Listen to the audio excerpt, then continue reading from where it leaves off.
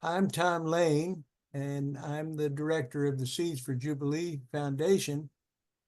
And so it's my privilege on behalf of the management team of this event that includes me and also includes Art Hunkins and Mike Bezanson. And on behalf of the Seeds for Jubilee Foundation, to welcome each of you to this Journey to Wholeness, this Moving Toward Wholeness Journey Conference's presentation. For nearly 2 decades, we've been sponsoring in-person conferences and more recently online presentations to explore and further the conversation of Christianity and other faiths with psychology rooted in the work of C.G. Jung, in order to foster greater health and wholeness in ourselves and in our world. So now we're ready to begin, and it's my honor to introduce our featured presenter, Dr. David Johnson. Dr. Johnson is a licensed clinical psychologist and Jungian analyst in Iowa City, Iowa, with over 30 years of experience as a psychotherapist and clinician. A former Lutheran minister, David has fostered a lifelong desire for a vital relationship with the infinite. His own spiritual journey has been nurtured by, among other things, his interest in dream work and also his interest in the work of C.G. Jung. These have given birth to this topic today, numinosity and the quest for the infinite. So, David, we welcome you. We're really happy you're here, and the floor is yours. Thank you very much, and I appreciate very much that very kind introduction. It does give me great pleasure to offer this presentation this afternoon on the subject of numinosity and the quest for the infinite. And I want to offer a special thank you to Tom Lane and Mike Bezanson for their kind invitation to be part of this event, and also to Art Hunkins for his technical expertise. I hope that what I have to offer this afternoon will connect with you not only intellectually, but also on a feeling level. I hope that it will validate your experience of the numinous and deepen your sense of spiritual connection to the mystery of what has been called sacred otherness.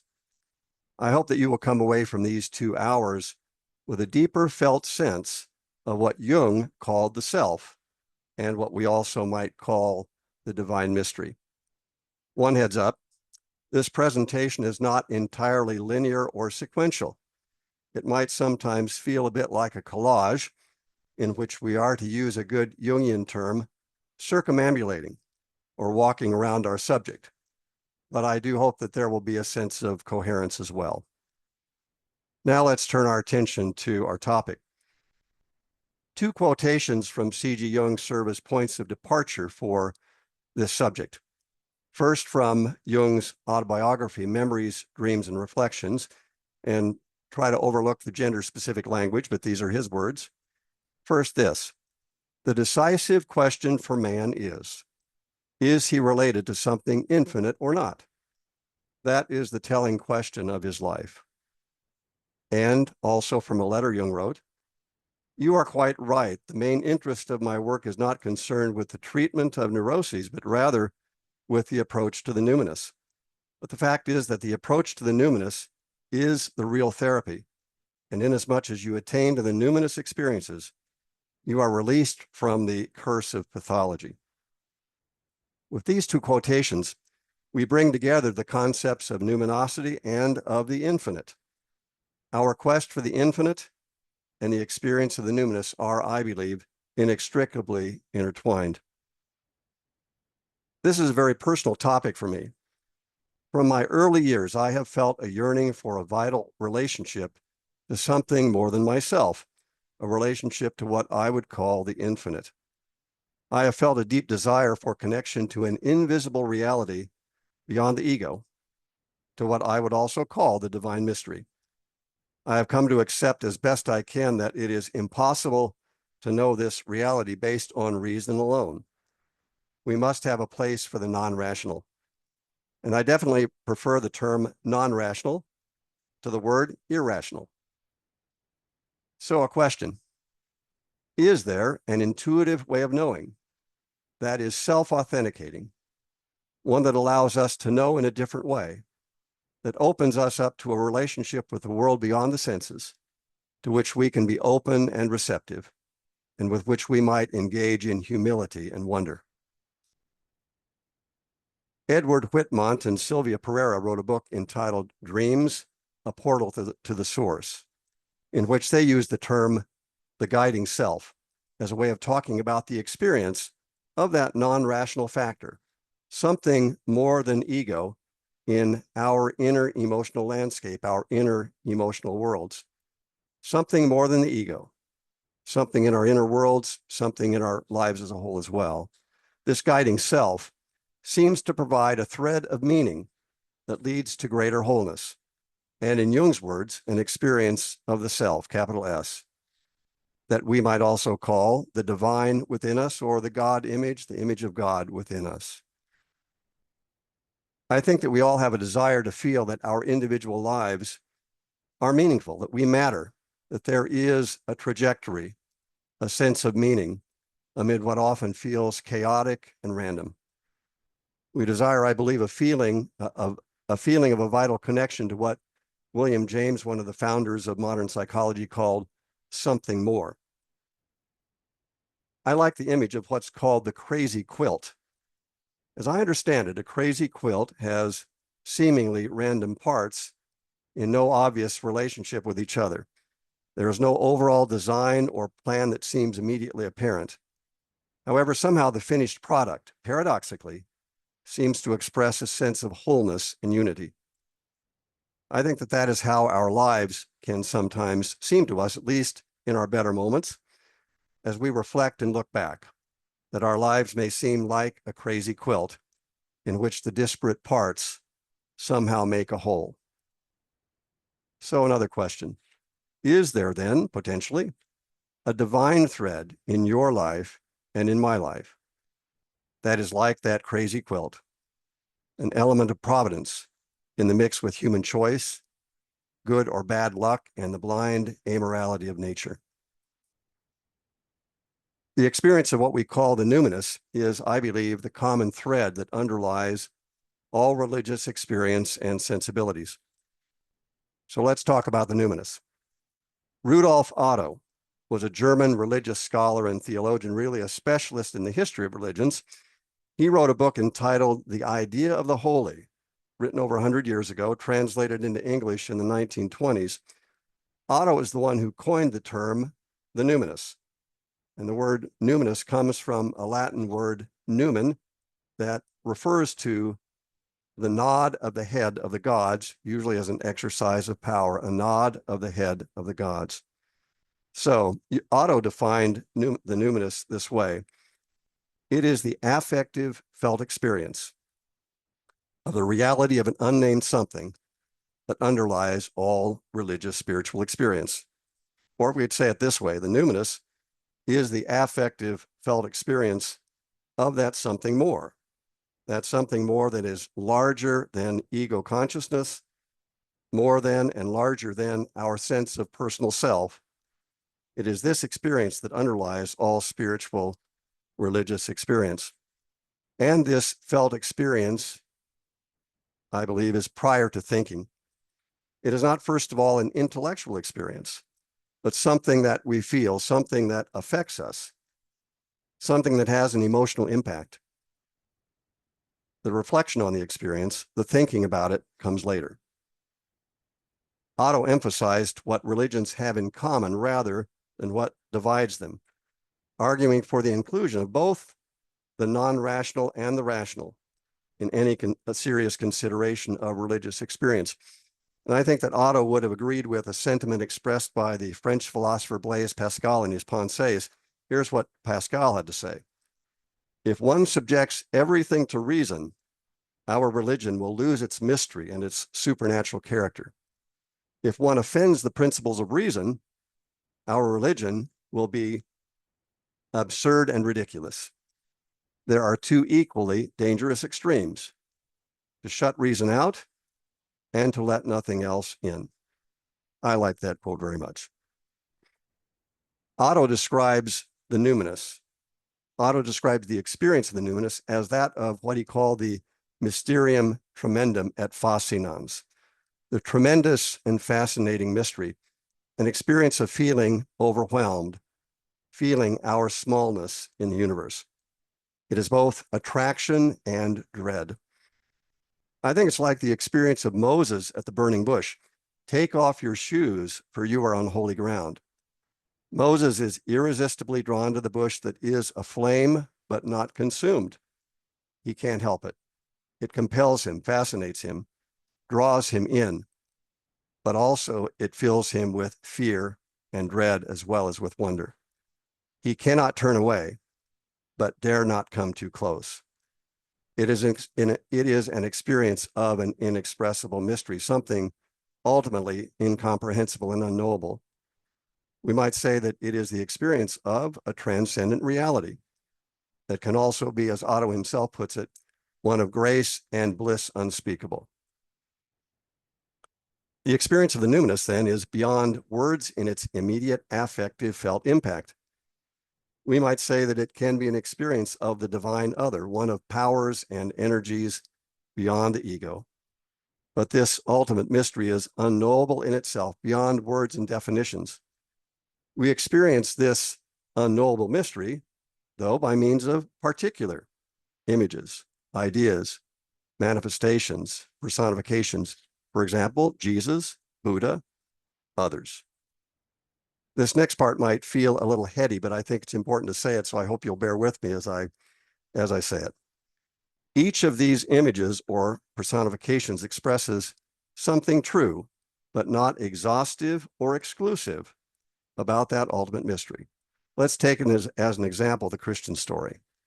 The Christian story, the story of Jesus, his birth, life, ministry, death, resurrection, the gospel stories, the writings of St. Paul and others, and the relationship of all of this to what Christians call the Old Testament and to what in Judaism is the Bible. This story expresses something true and real about that ultimate divine mystery, but not in a complete, exhaustive, or exclusive way. Other religions, like Judaism and its mystical expression in Kabbalah, Islam and its mystical expression in Sufism, Buddhism, Hinduism, Taoism, indigenous religions from a variety of cultures, all of these have truth and validity. The multiplicity of these expressions might seem to contradict one another, but that's the paradox. Paradoxically, all can be seen as valid expressions of some aspect of that multifaceted divine mystery that is unknowable in itself and that we know in part by means of these particular varied expressions and manifestations. Each one expresses something real, something true. However, none of them is exhaustive, complete, or exclusive in and of itself. This is a universal kind of view.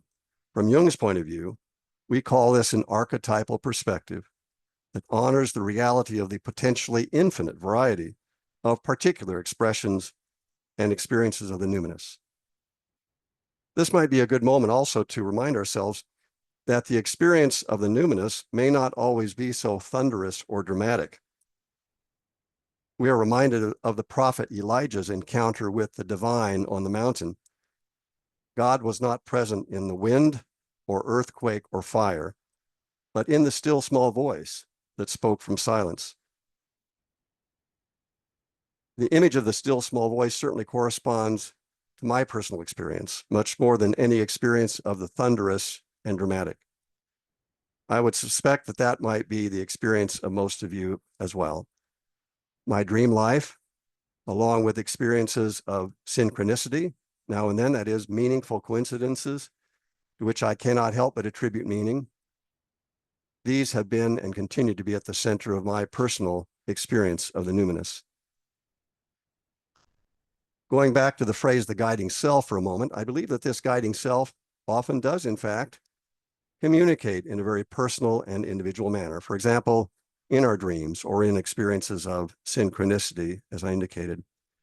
With such experiences, we often cannot help but attribute significant meaning to such a dream or such an experience because it feels objectively true. I want to add here a brief comment about Jung's concept of the collective unconscious, and I'm going to use a structural metaphor. One can also think about it in terms of an emergent process, but the collective unconscious has been called Jung's signature concept, and I think that is undoubtedly true. There might be others too, archetypes and so forth, other signature concepts, but the collective unconscious, certainly one of his signature concepts. If we consider the hypothesis of a collective unconscious, this means that there is a collective universal, innately given level of the unconscious that goes beyond the personal. That is, that the unconscious is more than the sum and substance of your repressed emotional experience or my repressed emotional experience that is in need of being made conscious. Jung asserted that, in the words of William James, there is something more than, something larger than ego consciousness. And we can say more about William James later, but there is something more, something larger than ego conscious in our inner emotional landscape, in our inner world, in our subjective experience of ourselves and what we think and feel and imagine and hope for and all of that. There is, that is, what Jung called a religious function in the human psyche that emerges from what he called the self, something that moves us to seek experiences of the numinous and a deeper connection to that divine mystery, a feeling, an experience of what we might call sacred otherness. So from this perspective, the unconscious is more than simply a personal unconscious, say like the psychological basement into which we throw our junk. It is also the ocean that gives birth to life, a doorway to the numinous, and a doorway to the ego's relationship to the infinite. I want to mention here also, give me just a moment for a sip of water.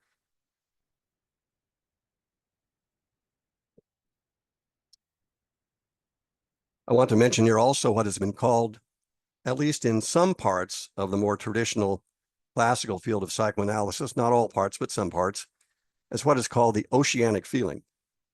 This idea suggests that any kind of religious sentiment or feeling of being in union with something larger than ourselves, any kind of spiritual or mystical sensibility, is nothing more than what Sigmund Freud called a vestige, a re-experiencing of the infant's as yet undifferentiated sense of union with the mother. That is, that the oceanic feeling is that feeling in which the infant is not yet a separate individual, but joined, undifferentiated from the mother.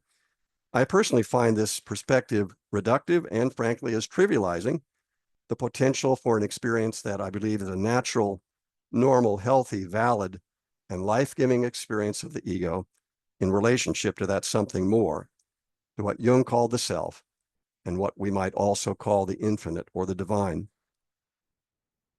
The title that I've given to this presentation, Numinosity and the Quest for the Infinite, reflects the human seeking side of what I believe is at its heart a mutual, interactional, and potentially co-creative relationship between the human and that which many would call the divine. That is, while we quest for the infinite also quests for embodiment, for incarnation in an individual human life. And that's what I believe the incarnation of Christ expresses on a symbolic, metaphorical level, the potential for the incarnation of the divine in each of us in our particular individual fashion. And this has great meaning for your individuation and my individuation. One of my definitions of individuation, not my only one, I'm sure you have yours, but one would be individuation is the process of becoming more in actuality of what we already are in potential, becoming a more whole version of ourselves, becoming more of what we can be, given what, and moving from what we are in potential or essence toward a greater sense of wholeness. And individuation is not one size fits all. And I would add also that this quest for the infinite involves listening, as Pascal intimated. The quest for the infinite is one that involves listening as much to the stirrings of the heart as to the need of the mind for understanding. Now, I'd like to say a few words about C.G. Jung himself and his personal background just to help set the stage for our exploration of numinosity. There's much more that could be said, of course. Jung's own life was marked by a quality of numinous experience that began early on and continued throughout his life. And you can read more about this in his autobiography, Memories, Dreams, and Reflections. We usually refer to it as MDR, Memories, Dreams, and Reflections. And it is an edited autobiography, but at the same time, very personal. And I'm sure that many of you are familiar with it or parts of it. In MDR, Jung describes many early formative experiences that highlighted for him the value or the reality and validity of a spiritual realm.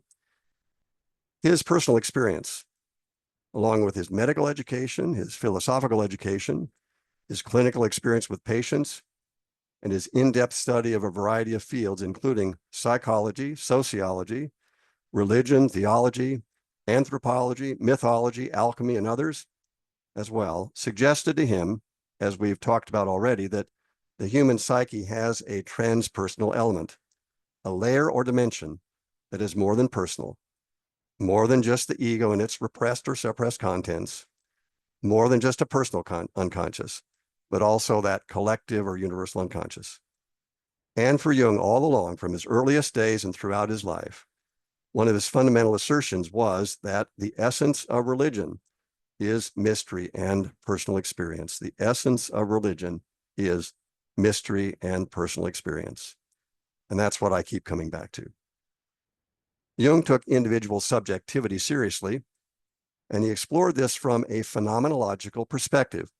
I would say that this approach is empirical in the best sense of the word, in that it takes all of human experience seriously, not limiting what we can know to what we can see in a test tube or conclude from a statistical formula, but honoring subjective human experience, your experience, my experience, honoring subjective human experience in all of its aspects. Thus, Jung was committed to a phenomenological approach that excluded nothing from investigation and that valued religious mystical experience. I find deeply meaningful the way in which Jung himself describes the numinous in various places in the collected works. Jung borrowed the terms numinous and numinosity from Rudolf Otto and expanded their meanings. Jung's language is, I feel, highly evocative, and I want to give you just a little sample of some of his language as he talks about the numinous. Jung describes the numinous as a dynamic agency that seizes the human subject with energy and the potential for transformation. The numinous often carries with it a feeling of mystery and intensity, and is, as Jung himself said, healing or destructive, but never indifferent, powerful in its impact. The ego must relate to it, but hold its own ground as well, lest we be overcome. The numinous may have a fascinating effect that feels mystical or even magical, and in which we feel in the grip of something greater than ourselves, sometimes with a sense of sacred presence and or holy dread that has a deeply stirring emotional effect. Jung states that the experience of the numinous, again, the experience of the numinous is the essence of religion. The experience of the numinous comes first. Then creeds and doctrines arise from that experience. The reality of this numinous spiritual reality is available universally, not confined to one religious tradition or another. Now, I'd also like to mention some descriptions of the numinous a little bit from a post-Jungian perspective, that is, what has been written about the numinous by Jungian scholars and analysts since the time of Jung, and he died in 1961, so the last 60 years. According to these writers, the experience of the numinous often produces, again, an inevitable sense of profound mystery. It might be felt as what one writer called an influx of the divine, a personal revelation, or as divine flow. Again, very evocative language.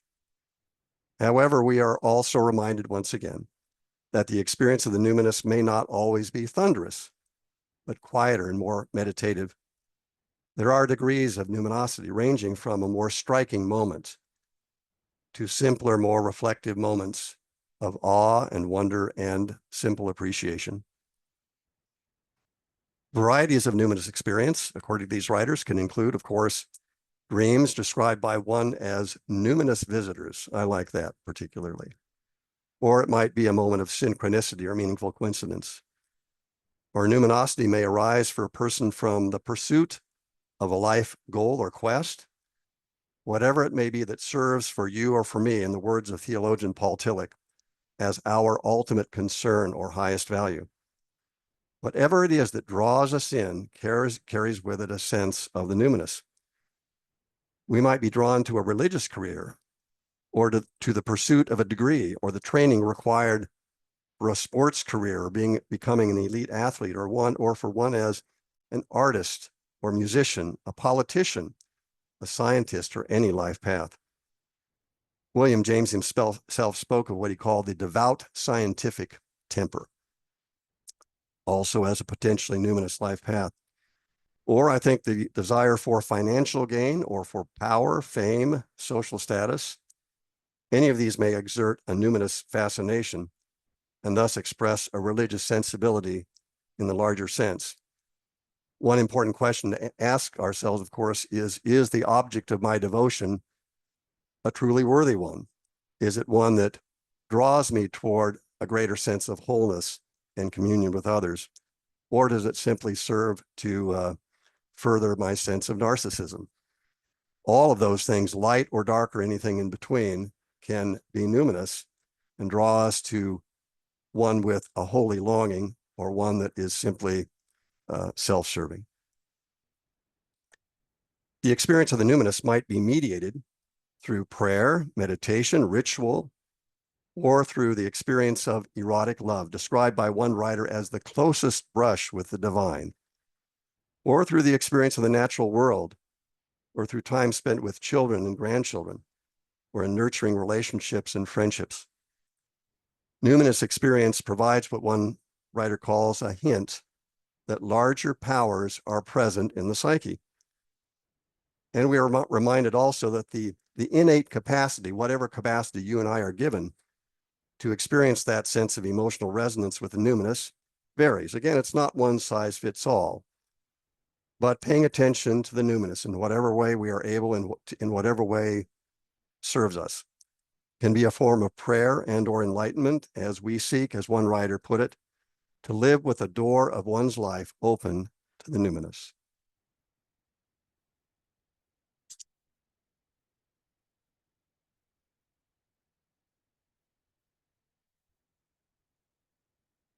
Now I'd like to share a little bit with you of my own story and my own experience of the numinous, and I promise to keep it brief, but a little bit of this. I was raised in a Lutheran Christian home that valued personal piety, regular Bible reading, family devotions, and weekly attendance at church and Sunday school. I remember singing hymns like Holy, Holy, Holy, Rock of Ages, and Beautiful Savior. And I remember the smell of the Mogan David wine when my parents would return from the communion rail. During my college years, I became involved in a campus evangelical Christian group. Looking back, I think that my participation in that group met a need for belonging and a sense of community, and it provided answers for my existential anxiety and served as the containing vessel for my spiritual quest at that stage of life. The Christian story in its traditional, conventional, literal sense obviously had great numinosity for me at this point. My quest for the infinite led me eventually to a theological seminary, where I learned historical critical methods of biblical interpretation.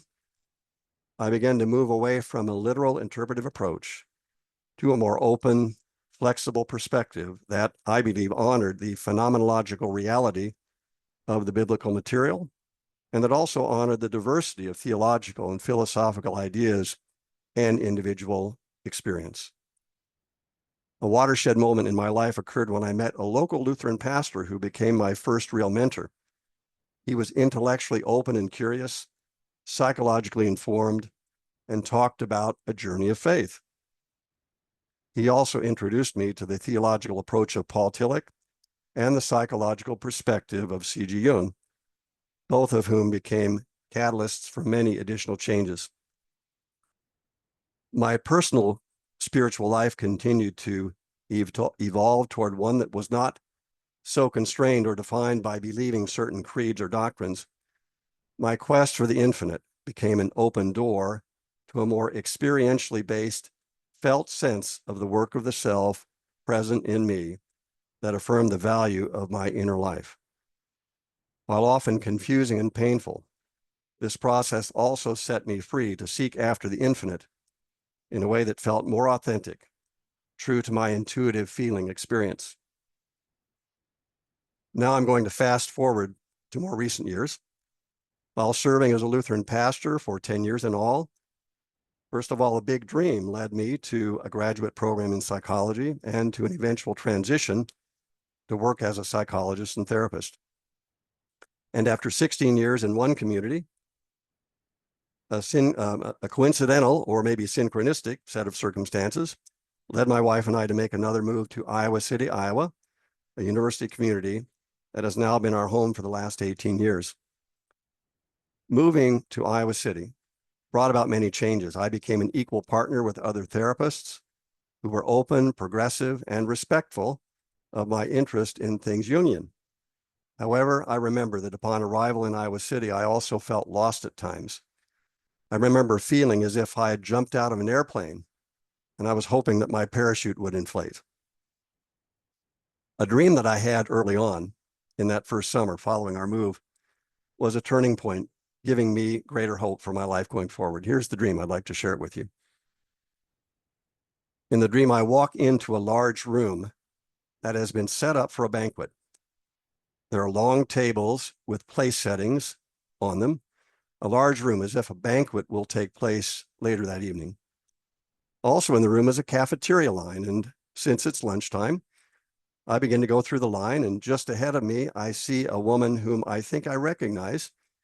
And I think that I might get her attention and suggest that we sit down and have lunch together.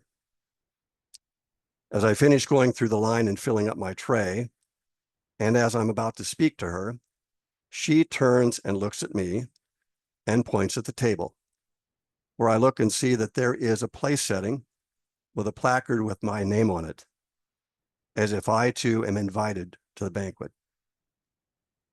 This dream felt powerful to me, with a feeling of the numinous, like a confirming nod, a call from elsewhere, from a level of the psyche beyond that of the personal, from a deeper place, not reducible to mere wish fulfillment, but offering the potential and promise of what might be, not a guarantee, but the potential and promise of what might be.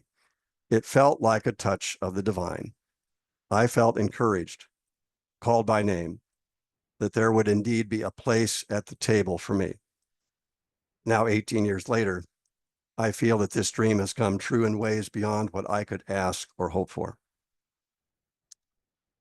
I'd like to interpose here now a musical selection, a favorite of mine, and Art Hunkins, who's our expert, our technical expert, is going to has set this up. But this is a musical selection, a favorite of mine, one that carries with it for me a strong feeling of the numinous.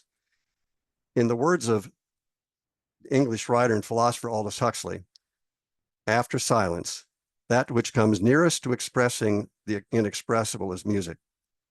This is a performance of the two signature tenor arias from Handel's oratorio Messiah, Comfort Ye My People, and Every Valley Shall Be Exalted, performed here by tenor Kyle Stiegel. So let's give it a listen. Thank you.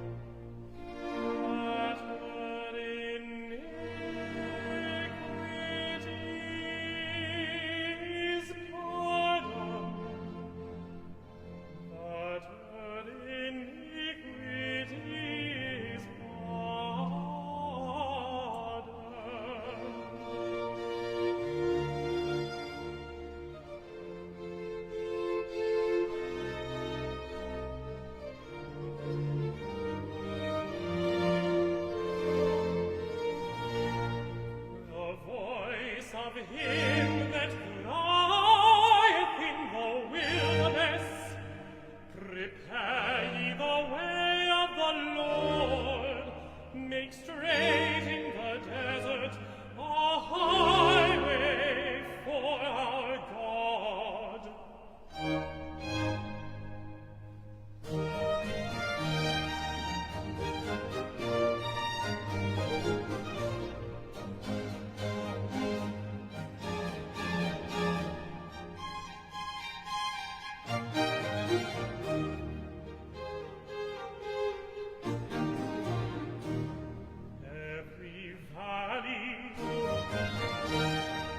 Every valley shall be exalted, shall be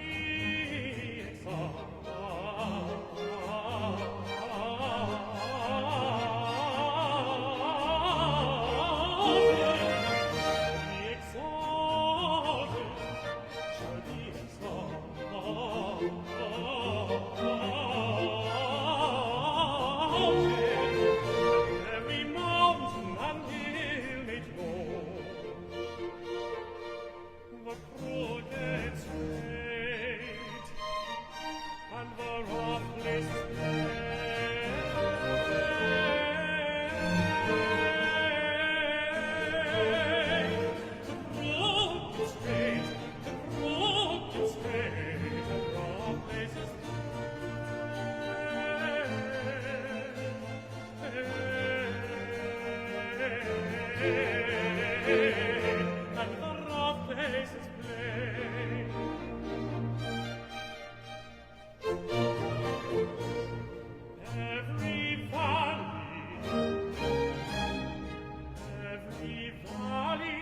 shall be exalted.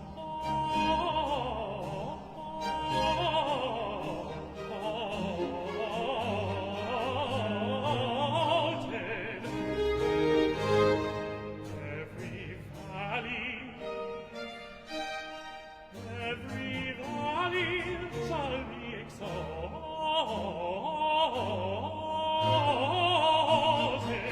and every mountain and hill made low.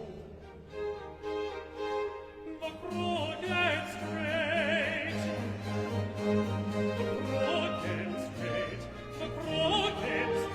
and the rough places plain, and the rough places plain, and the rough places plain.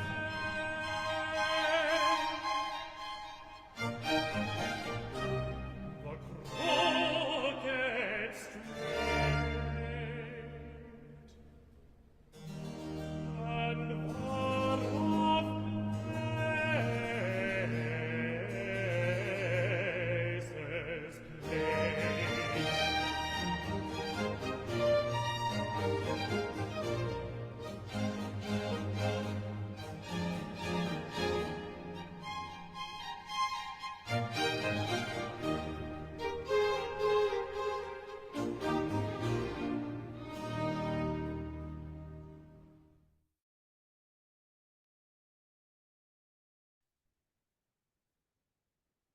Thank you very much.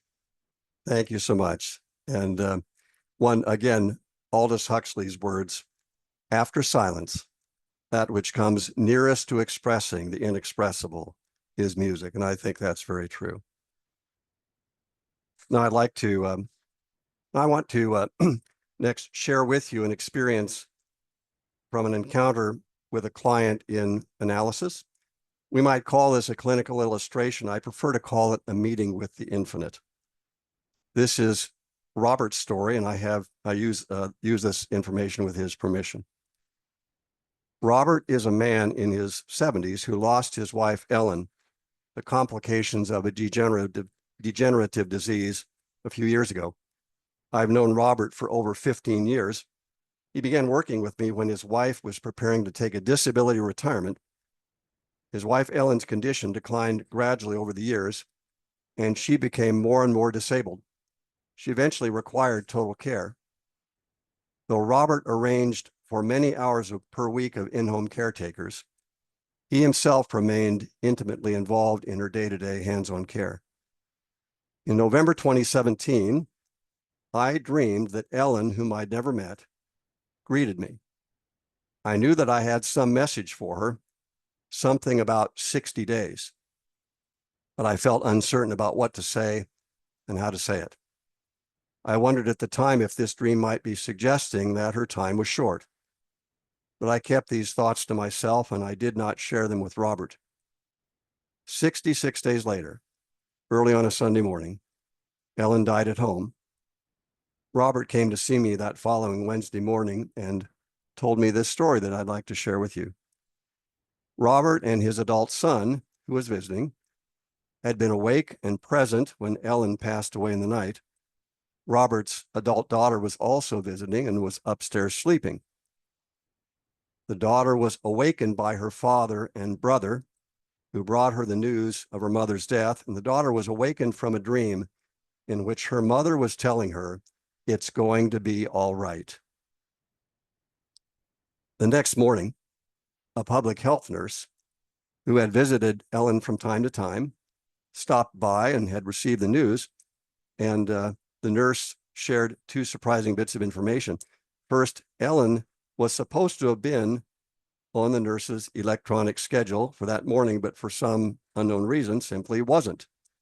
In addition, the nurse, who said that she did not, as a rule, think about or remember what she had dreamed, the nurse had awakened that morning from a dream in which Ellen was telling her, "I made it over the top. I made it over the top." Still has numinosity for me. Then as Robert and I reached the final minutes of our time for that particular day, there was one more unexpected event. Suddenly there was the sound of a pop, and my easy chair sagged a bit to the left. I discovered later that a small metal piece had broken off underneath the chair at that very moment. Robert's response was to smile and say, "I think Ellen's trying to tell us something." Maybe so. For Robert and his family, these moments surrounding and following his wife's death were marked by the numinosity of experiences of synchronicity that provided comfort and opened a doorway to the experience of a larger reality. I'd like to share one more musical selection with you. Some of you, I'm sure, know the hymn, "O Love That Will Not Let Me Go." It beautifully expresses, I believe, the soul's experience of the unrelenting seeking for us by the infinite. This is a link to a performance. This is a performance of the hymn by the Westminster Chorus. The Westminster Chorus is based in Southern California. It's a male chorus of up to 40 voices. They've been in existence for about 20 years. This is a hymn from the Christian tradition, but the language is very universal. "O love that will not let me go."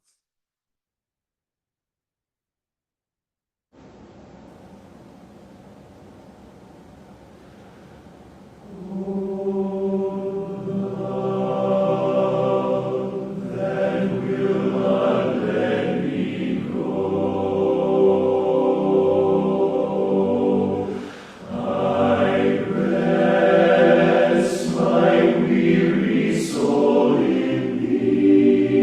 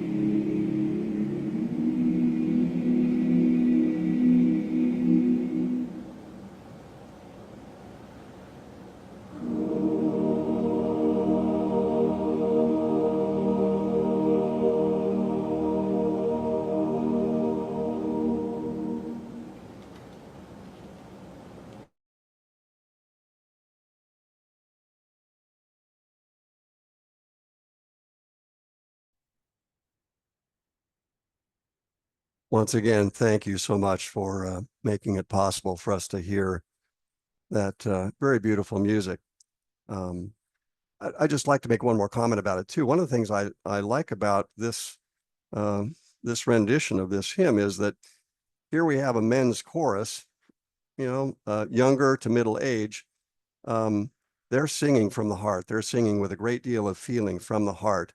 And this is an image of masculinity that is very much different than the kind of sociocultural ideal of hypermasculinity that is often portrayed and taught. So I love the expression of feeling and coming from the heart. Now, some concluding thoughts. My musings about the meaning of the numinous at this stage of life have given rise to these following reflections. I experience the presence of the infinite and of the numinous through dreams, both mine and those of others, in experiences of synchronicity, in the ever-continuing intuitive thread of experiences and events, which in retrospect I can see as a crazy quilt, that despite its disparate and unrelated fragments, by grace somehow makes up a whole. I experience the numinous as I continue as best I can to cultivate a vital, life-giving connection to the creative wellspring of the unconscious, the ocean that gives birth to life, one that I experience as a sacred divine source, and as I seek as best I can to help others also to cultivate this same life-giving connection. I experience the numinous through love and human intimacy, seeing the birth of my children, being present in the hospital room when my mother's heart stopped beating and the evidence of brain activity finally ceased, or when playing with my granddaughters. I experience the numinous in the beauty and grandeur and energy of nature in both its creative and destructive aspects. I experience the numinous in a deeply felt human connection with a patient, sometimes celebrating progress or a significant achievement, or alternatively, tuning in as best I can deeply with that individual to a different kind of shared reality, sometimes looking into the void together, wondering how or if or when or if ever there might be a resurgence of hope, sometimes wondering what it means to become whole in the face of unbearable suffering. I experience the numinous as I seek as best I can to connect deeply to the meaning of this particular human encounter, whether one of joy or despair, hope or heartbreak, or anything in between. I experience the numinous in the joy of music, singing, listening to opera, hearing the old story that comes in a variety of guises and expressions through a multitude of religions, from the not I, the other, the transcendent. I experience the numinous as I ponder the meaning of human existence, of my existence, as I look at the stars in the night sky and wonder, is there really, as Pierre Teilhard de Chardin asserted, a telos, an omega point, a greater purpose or goal toward which the universe is evolving, toward ever greater complexity and higher consciousness? Is psyche, is human consciousness really more than brain and not just a byproduct of brain activity? An image from the world of science and one from the world of film both have meaning for me as potential symbols or metaphors for the experience and expression of the numinous. My knowledge of physics is limited, but the news of the discovery in 2012 of what is called the Higgs boson subatomic particle caught my attention with its implication of what one writer called an invisible ocean of energy that suffuses space. The Higgs boson has been called the God particle, and its discovery implies, in the words of that same writer, that space is filled with an invisible field of energy, and that we live in an invisible ocean of energy that permeates space.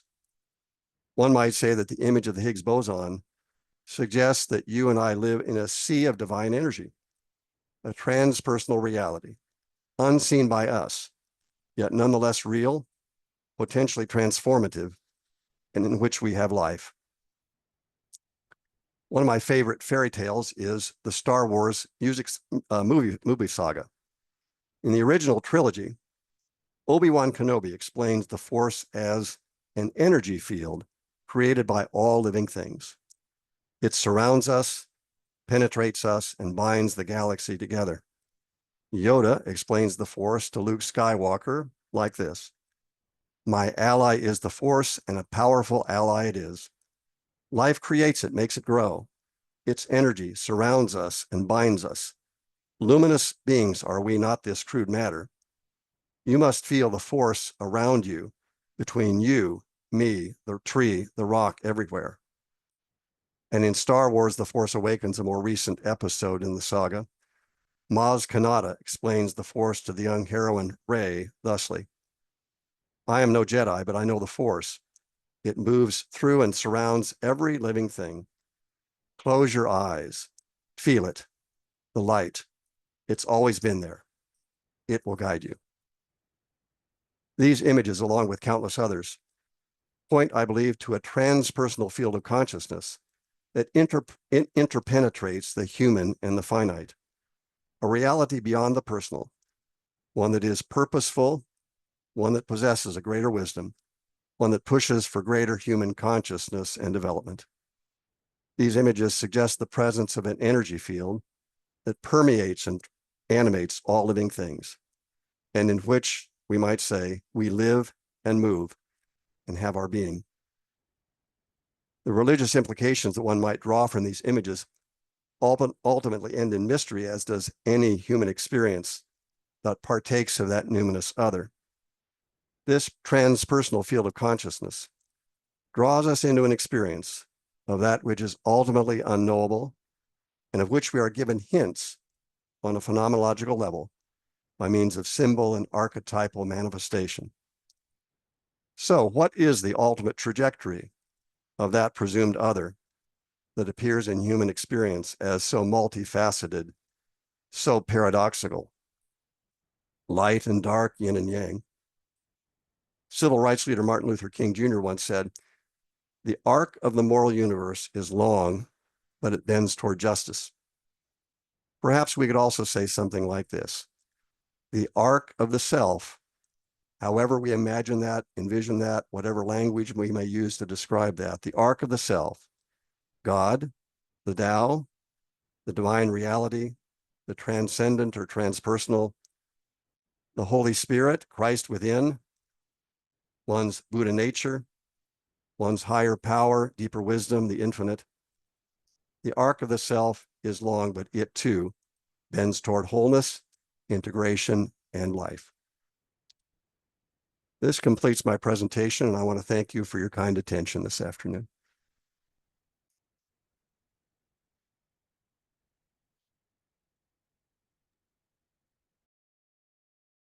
We'll take a 5-minute break after you have a chance to ask questions to David. So we're in a period of asking questions now, and Mike is going to help us with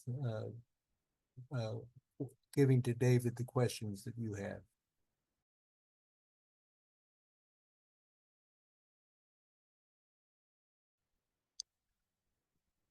David, while we're waiting for questions to come in, one of your comments talked about the numinous process being a self-authenticating, non-rational way of knowing the other. Can you talk a little more about this, the self-authenticating process, and how you attribute an experience as numinous and not, for example, just delusional? Good question. And that's where I think, first of all, there is paradox to that, because absolutely, Adolf Hitler was very convinced internally about that he was on a righteous mission, probably, and we know what happened. And there are other politicians and others in the world who have similar attitudes, and we might feel that that is not numinous. Well, it's numinous, but it's not in line with what would be a worthy calling or a worthy object of devotion. I think that's where we enter the world of subjectivity. for example, William James did, my comment on him a little bit, William James did a study of mystical religious experience across religions and so forth and symbol systems, and produced a book that's available entitled The Varieties of Religious Experience. This book is based on a series of lectures he gave in 1901 and 1902 at the University of Edinburgh. And one of his assertions was that, well, first of all, mystical experience is self-authenticating for the person who has it, and just as real as any sense experience. His second conclusion was that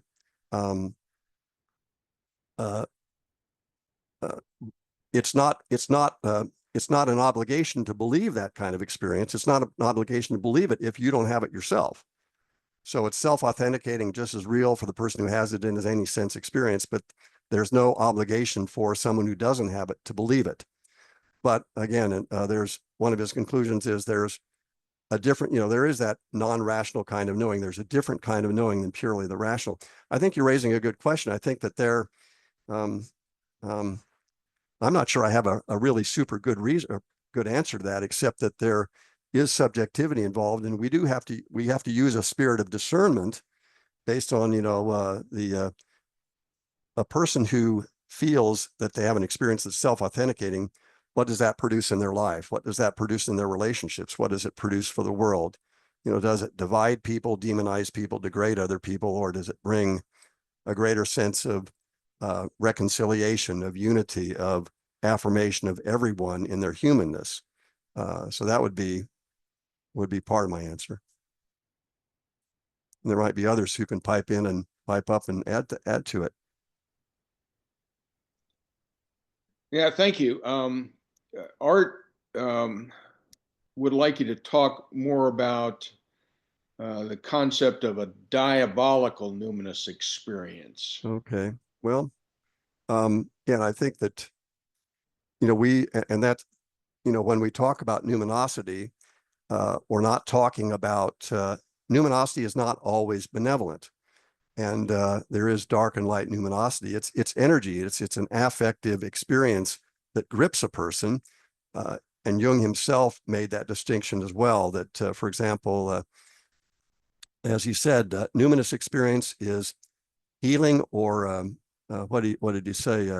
It's never indifferent, healing or destructive, but never indifferent. For example, someone who has a psychotic disorder is overcome with numinous experience in a sense, but the ego loses its way.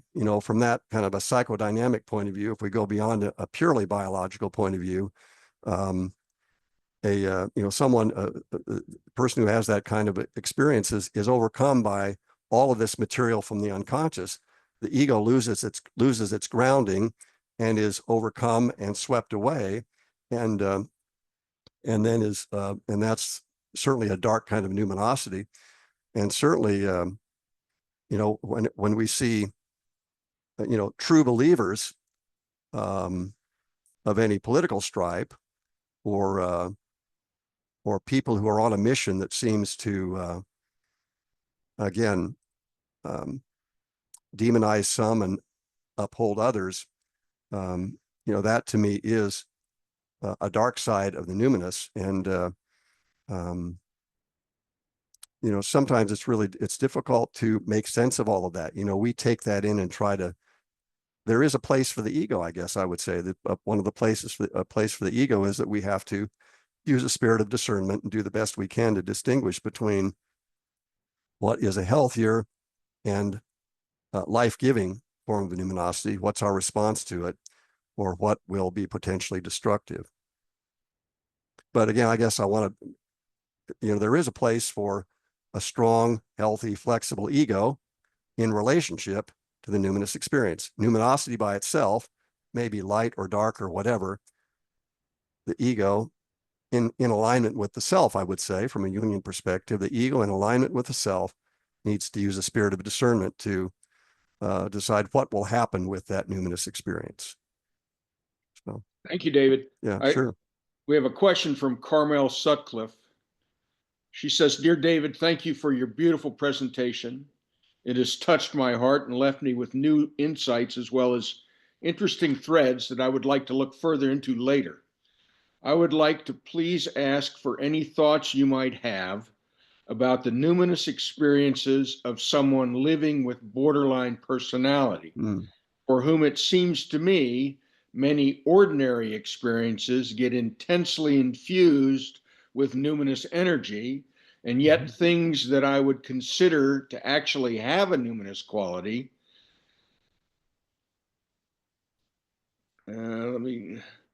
including my own with others, especially church members, I am often thought to be a little off, or what I am talking about is weird. Do you have any suggestions on how to talk about the numinous with others? And I'm going to unmute, ask Carmel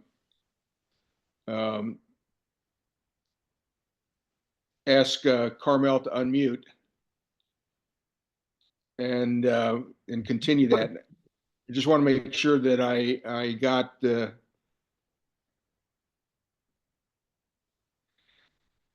question correctly, that actually have a numinous quality can be so violently devalued or just plainly ignored by the same individual. This might already be partly addressed in the first question I just asked.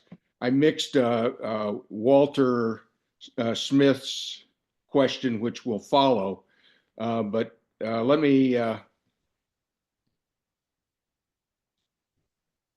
see if I can unmute Carmel, and see if she has any additional things that she wants to clarify with her question. Sure. Thank you, Michael. Yes, sorry that I think someone else's question got blended into the end of mine. But yeah, this is coming from just personal experience with a friend. It's just been something I've been thinking about. But I don't really fully, have any clear understanding at this stage. So yeah, the end of my question was, I guess, yeah, it was just about this divergent sort of experience of the numinous and how it just seems so polarized in many ways. But yeah, thank you, David, for your presentation. It was really wonderful. Well, thank you very much. I appreciate it. Let me do the best I can by trying to give a little bit of an answer to that. Certainly, I think, any experience we have that has any kind of emotional charge, we could say is numinous in some sense. And again, there's a continuum. It's not all or nothing. We were talking when we talk about religious experience, we were talking about Rudolf Otto's definition, or about Moses at the burning bush, or Elijah on the mountain. We're talking about those more kind of transcendent special experiences. But numinosity can be quieter, it can be one of lesser degree, or it can be anything that it can be of a lot of different varieties. So I think any experience we have that has an emotional impact is numinous in a sense, because it is an experience of something other to the ego.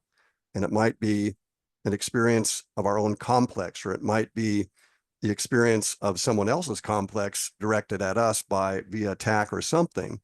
And every complex has an archetypal core of some sort. So something is coming in every case, it's coming from a deeper level in a sense.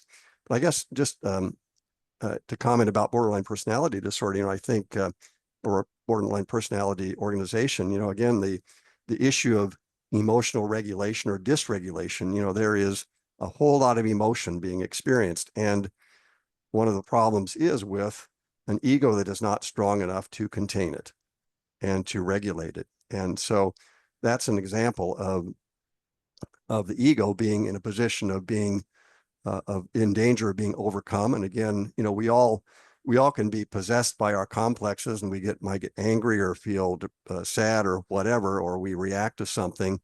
Jung talked about how complexes, we talk about how we have complexes, but he said complexes have us. We are possessed in those moments. something is activated and takes over the ego, at least temporarily. Most of us can sort of come to after a moment and put our feet up back on the ground, but someone with a borderline personality organization has a so much more difficulty with self-regulation or the regulation of that emotion. So, again, healing or destructive, but never indifferent, that numinous energy. There's a lot of energy available there that, if it can be channeled and used productively, can be very life-giving, but it also can be so difficult to manage. You have a very good question and a complex one, and I will give it some more thought too. All right, Carmel, I'm sorry I blew that question, but I'm glad David got an opportunity to clarify. We have two more questions, and one is from Walter Smith, David.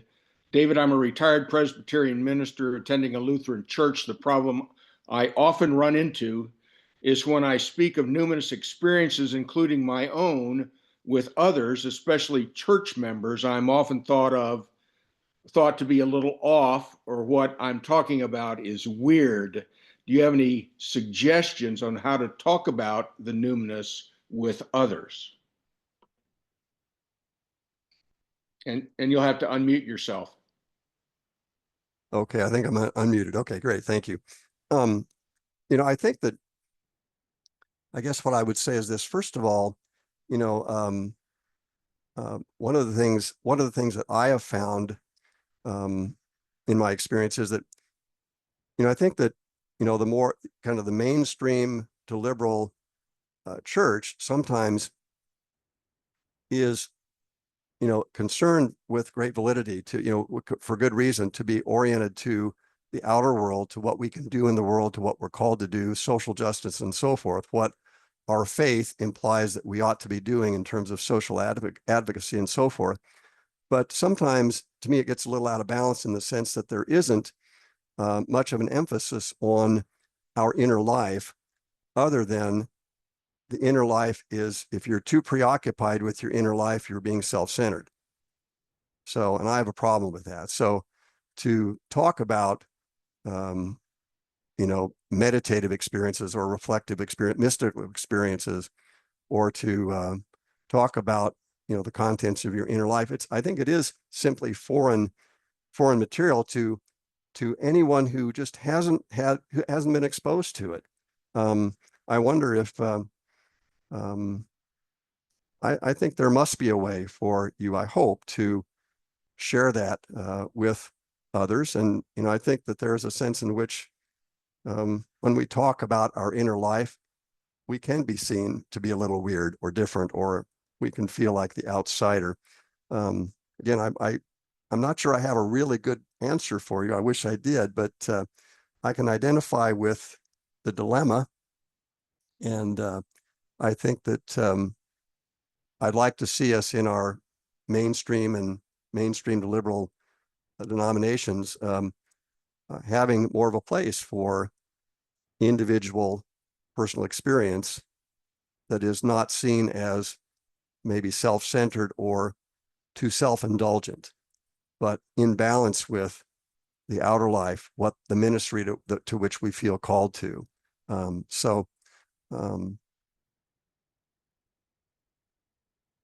I wish you luck with it.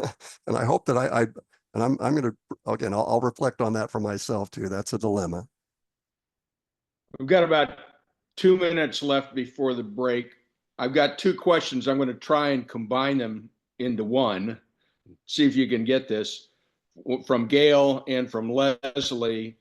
Gail says, I'm happy to hear you speak of synchronicity as a numinous experience. I was taught that outside the Jungian environment, and have not always heard that fully acknowledged. My experience has been that some Jungians shy away from the numinous unless it comes through fairy tales or myths and not something we can connect to directly. Only Jung apparently can do this. And then the second question asks to compare Jungian, Freudian concepts of numinous. Okay. First of all, I would, I would hope that, again, one of my takeaways from, well, anything like this, or just, I'm not sure how I can say it. I guess I really hope that, as from the Jungian perspective, we don't get too wrapped up in kind of an overly, what I would call an overly intellectual approach that really doesn't have room for, again, personal, spiritual, mystical, religious experience, whatever words we want to use for it. Again, Jung was at pains to say more than once that everything he came up with really came in part from his own personal experience, his experience with his patients, and then all of his education and reading and knowledge connected with that. But he very much emphasized personal individual experience. And again, we have to be careful that, and that's where, Mike, as you mentioned earlier, that question about about self-authenticating experience. Well, we have to be careful not to sort of universalize or legislate our personal experience too much. We can say, well, this is what I have found to be meaningful. This is what is true for me. This is what I believe is true, and this is how I see the world because of it. But I guess there might be some who would get so wrapped up in fairy tale or myth or the intellectual side that they forget the experiential side. And I think I forgot the second half of the question. Had to do with comparison between Jung and Freud's perspective. Well, I'm not sure what to say about that, except that I think that, again, this is not true. This is not true of all parts of more classical traditional psychoanalysis. Parts of it, not others, but certainly, it was true of Freud, I believe, that, again, he seemed to dismiss any numinous experience as such and talked about the oceanic feeling. Jung himself made the point that for Freud, his own theory was numinous, and his psychosexual theory was numinous, and his insistence on holding the line against anything that Freud saw as smacking of the occult or of the non-rational. So all of that had numinosity for him. He had a commitment to it, an allegiance to it. That was one of his highest values. But there wasn't a place for something more than the human, more than the personal. So in that sense, I think his theory simply does not have a place for much in terms of numinosity. Great. Thank you. That concludes the time that we had for questions. Why don't we take a short break? We had it for 5 minutes. If we can come back here at 27 after the hour, we'll get started with the sharing of numinous stories. And a reminder, just use the raise hand function by your name, and we'll call on you. Thanks.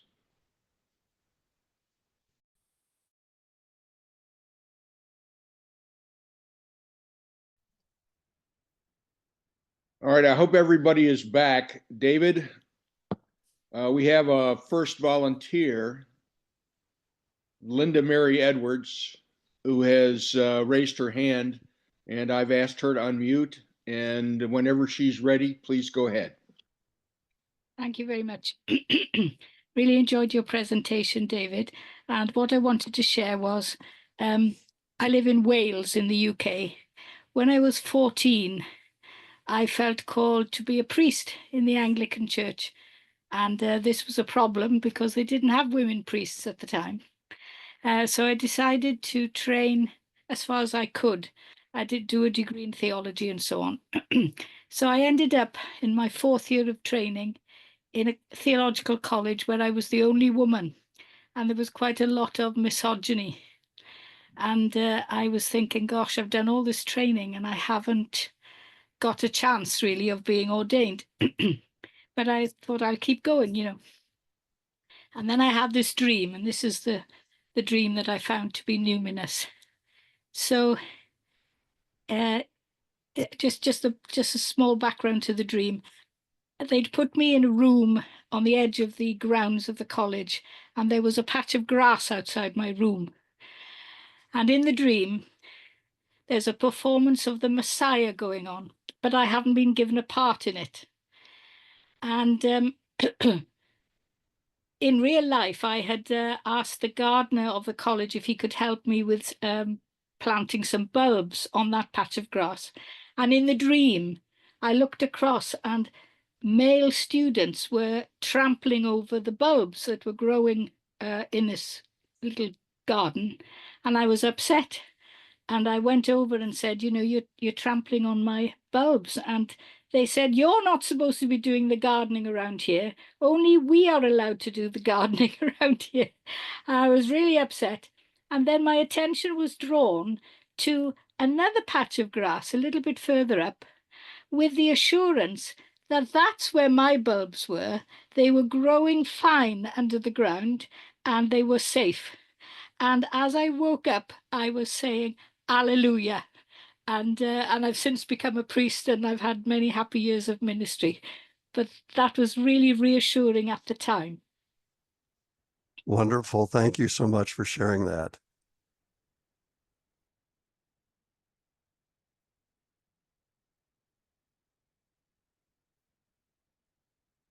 Next in line, we have Walter Smith.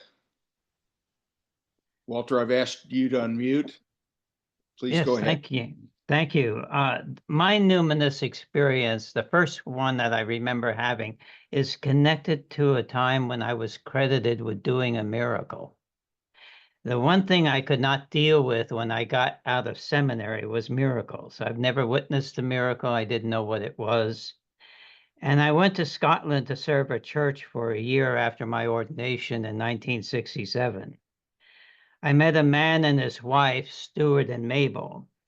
The man had severe circulation problems, and the couple were in their late 50s and never had children of their own, so they adopted me as kind of their young son. After a few visits, they told me Stuart had to go into the hospital where half of his foot would have to be amputated. Stuart had already had several toes amputated, and he was severely depressed. Thought that God had abandoned him, and he had a plan to kill himself. I was never taught how to face this kind of a problem in seminary. I was so green behind the ears as a young minister. I was in over my head, and I didn't know what to do. I read a book when I was in Scotland by Reginald Fuller on the miracles, and the one thing that I remember that stood out for me was that the miracles were not about the cure, but about the faith that they created. I visited Stuart the day before his surgery, and I never met such a depressed person. And I was scared, and I didn't even know if I believed in God. I decided to go see his surgeon just to make sure Stuart had not misunderstood what his surgeon had told him. His surgeon told me he fully expected to amputate half of his foot on the following day. I went back to see Stuart.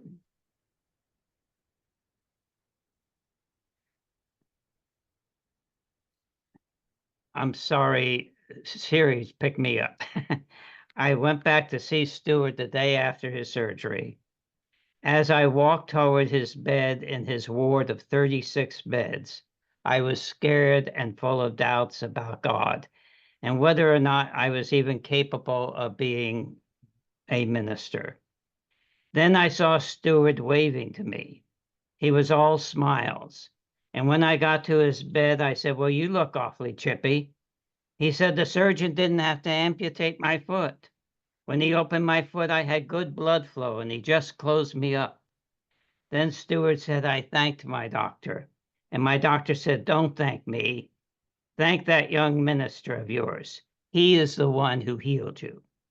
In my 25 years of being a surgeon, not one time has a minister ever sought me out to talk with a patient of mine.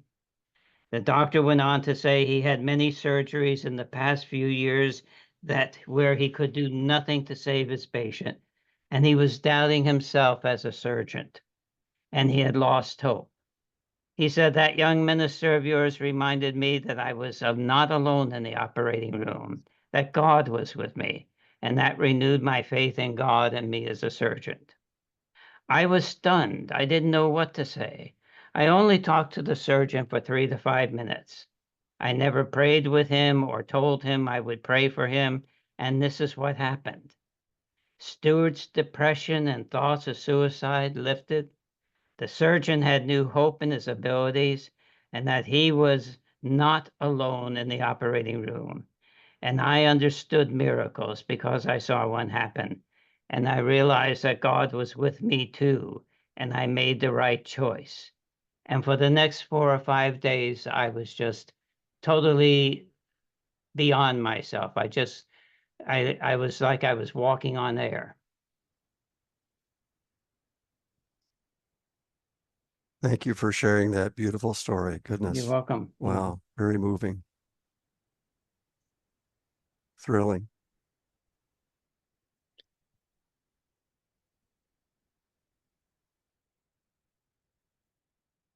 All right, I have Charles Kestner followed by David Partington. So I'm asking Charles Kestner to unmute and inviting him to share his story. This happened when I was 6 years old.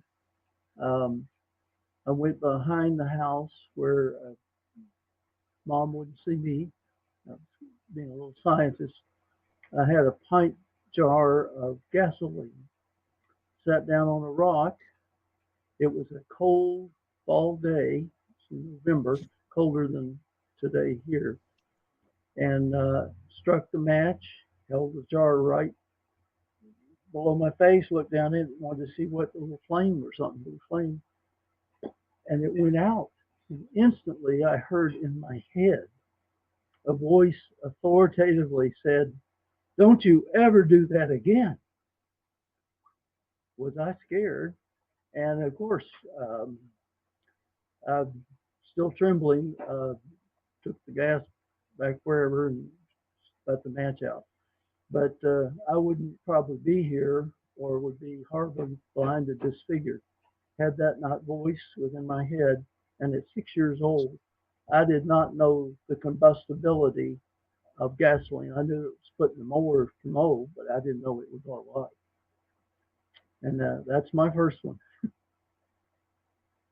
Thank you. All right, now inviting David Partington. Thank you. I'm a retired Presbyterian pastor.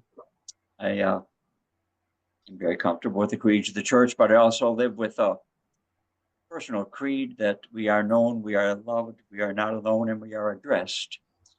And being addressed many moments in my life, it comes under the rubric of the numinous. And I just want to share a most recent story.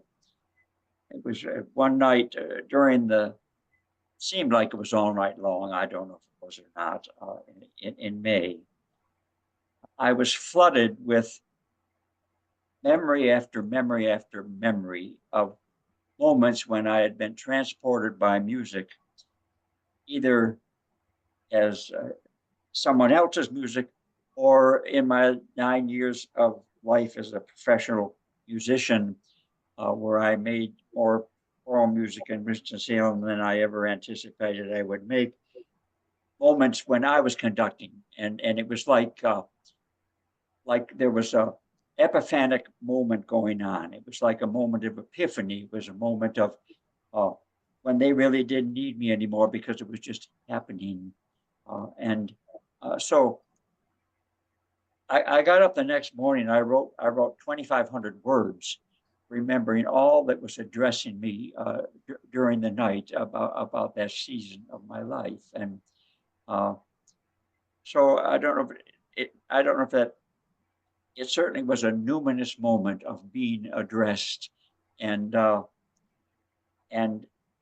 wonderful memories of being a musician and being ministered to music. So I just share that story with you. Eventually, it was published in a local journal, but that's neither here nor there. But that language of being addressed is one way that I speak about the numinous in my life. Thank you. Thank you very much for sharing that.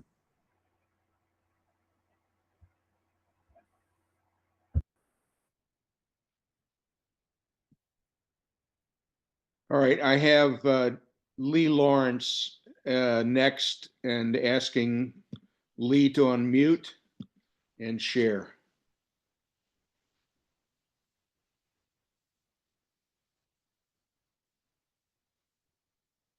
Sorry, I was having problems getting my mute button to work. Luminous experiences have been the norm for me ever since I crashed and burned out and actually died of meningitis in 1988.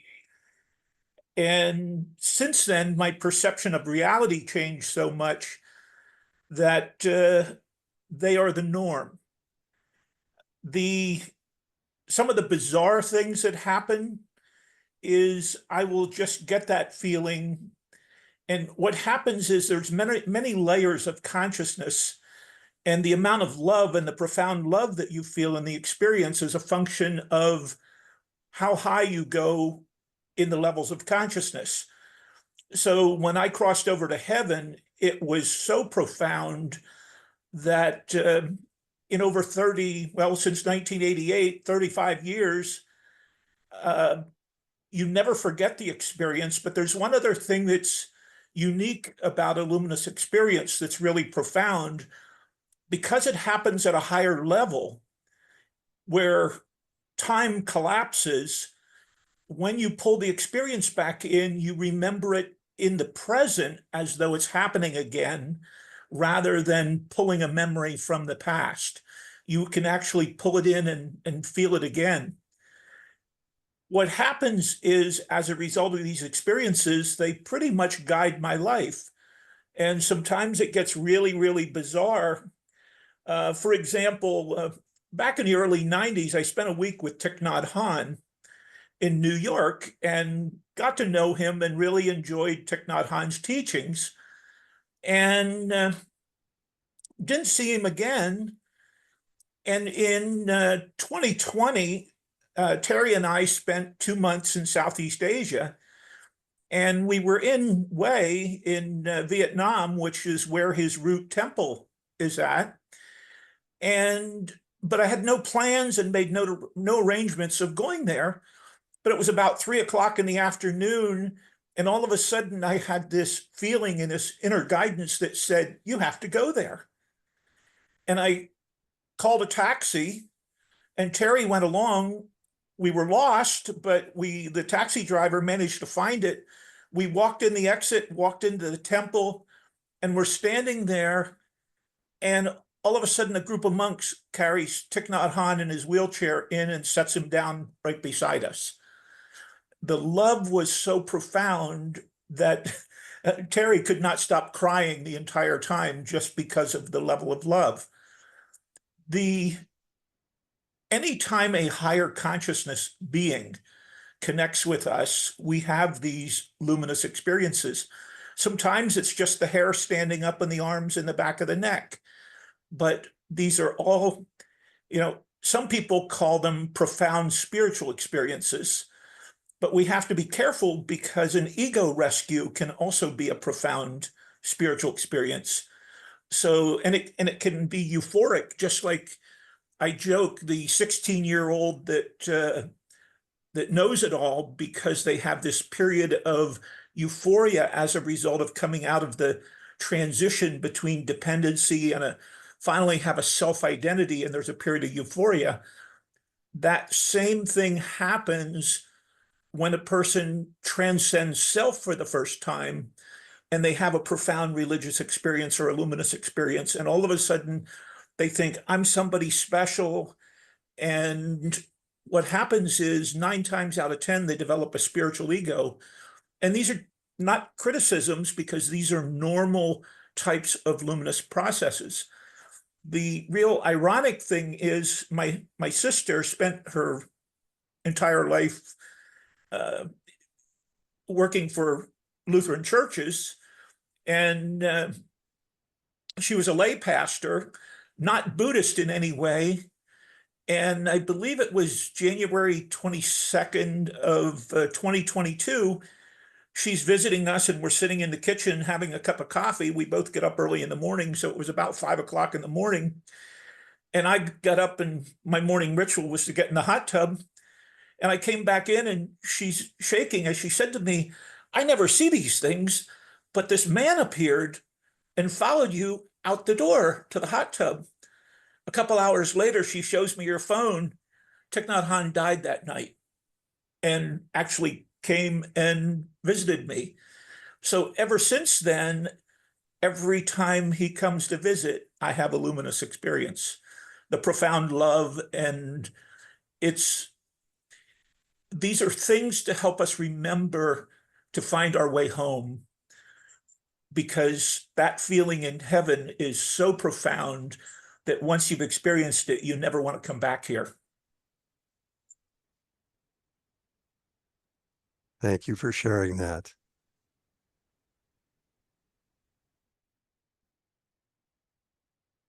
David, I am not seeing any more raised hands at this point in time.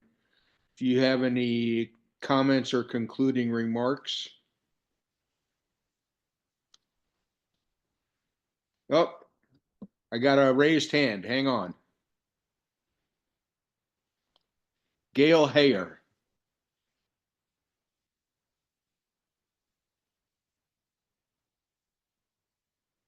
I'm asking Gail to unmute and share. I don't know that I really have my own experience that I feel like sharing, but the thing that really struck me from everybody sharing and this whole thing was that when these experiences happen, the word that everybody has said over and over again is love. Which it just caught me, whatever this connection is that we are able to access, or the membrane parts or whatever, that at least in this group seems to be a common denominator of what's experienced, and might be what's beyond there. I don't know, but I just wanted to mention it, because that's it. When he was done, I went, wow, everybody has said something about that. And that has been part of my experiences as well, that there's, and there are times when when you really don't know what's going on, and you can handle it, and other times, but the love seems to, at least in this group, be the common denominator for that. So I just wanted to point that out. Thank you for that. Thank you for sharing that.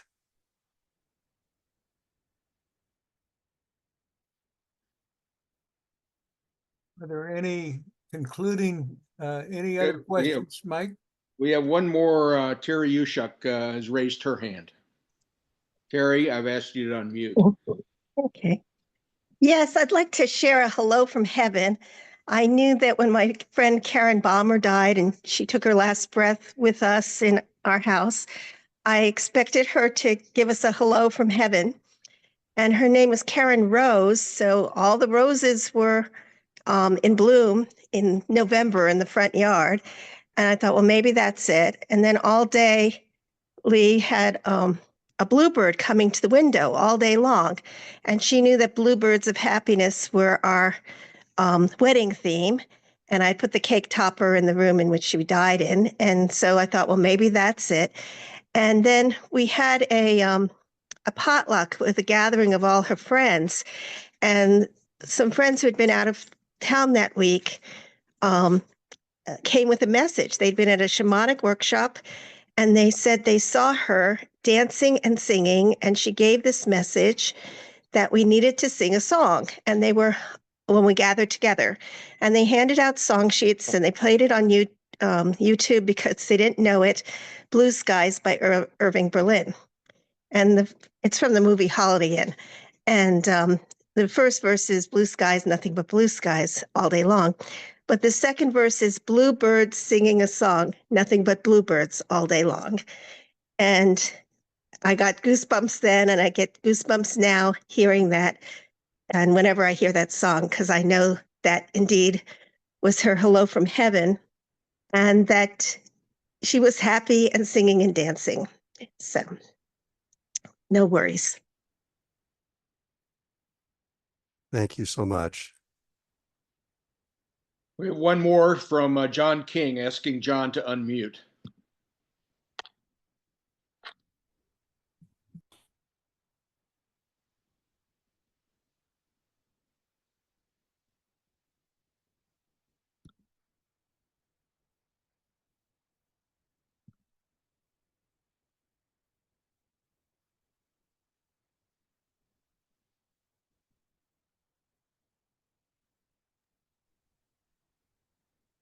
Michael, can you hear me? Yep, you're good. Okay. I've had a lifetime of what I would term waking dreams, and there was a seminal event that I'm going to speak to and describe. I was in Cocoa, Florida, staying with my grandmother and her unmarried Episcopal priest son. And I can pinpoint the age. I was just 2 days shy of my 9th birthday. What happened that day is after Edward got finished, it was a Sunday morning, and came home to the manse, he said, I want us to go down and meet a friend of mine who's also an Episcopal priest named Sandy. And I'll tell you in advance that he is an avid shell collector. So we proceeded to go to see Sandy, and he was gracious in meeting us. And he immediately began to show us this vast array of shells that he had collected over his years in Florida. He punctuated that with saying that there is only one shell that I have never found, and that is the Junonia shell. It's usually found on the Gulf Coast. It is a deep water shell and is rarely found even anywhere, but usually it's found on out islands like Sanibel on the Gulf Coast. He showed us pictures of the Junonia shell. And he said, we're going to go down to Satellite Beach because it's really known for shelling. And so we proceeded to go to Satellite Beach. Once we got there, I, being 9 years old, followed the adults into the surf, and it was a steep beach and the surf was incoming. And with each wave coming in, shells would literally wash in, I would say, ankle deep. But the problem with that was that the undertow was amazingly strong. And after about 2 or 3 or 4 minutes at the most, I decided it was not safe to be there because of the undertow. And without a word to the adults, my Uncle Edward and Sandy, I left the beach front in the surf and walked up to an area of dry sand about 8 to 10 feet above the high tide mark. I plopped down on my knees, dug a hole no more than about 10 or 12 inches deep, and came up with a Junonia shell.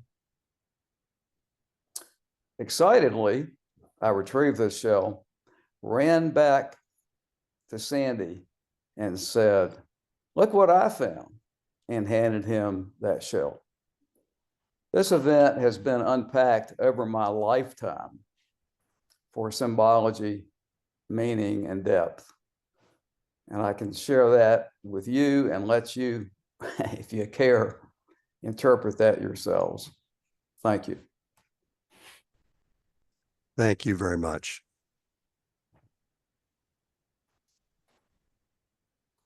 That seems to conclude the number of hands raised that I see. Scrolling through the list of participants. Turn it over to you and Tom for concluding remarks. Okay, let me just say a brief word. First of all, once again, my deepest thanks to all of you for being present today. And I hope that it's been an experience that has touched you in some way. It's certainly been an enriching experience for me to simply share what I had to say, but also to hear your questions and to hear your experiences as well. I might just add that, when it comes to, the experience of the numinous, it can touch us in so many different ways. My own feeling and belief is that the experience of numinous energy, whatever that may be, first of all, is intrinsically meaningful because it has that immediate emotional impact. We are affected before we ever think or process it at all. So there's a level of meaning simply in the impact. Then there is a place for the ego. There needs to be the ego in relationship to it. Hopefully, from our Jungian perspective, the ego in relationship to that higher self, ego in relationship to the self, which relativizes the ego, puts it in its proper place, not too high, not too low. But then the ego must process and relate to that experience of numinosity, and with a spirit of discernment, decide what to make of it. Is that energy that I am compelled to follow, need to follow, something that will lead me in a positive direction, or is it something to be concerned about or afraid about, or to need to understand further so that I don't get swept away by something destructive? But so I think that, again, we need to also allow a place for a healthy place for, again, a strong, flexible ego that relates to those numinous energies. But again, my deepest thanks to all of you for this experience today, and to Tom and to Michael and to Art as well. Thank you.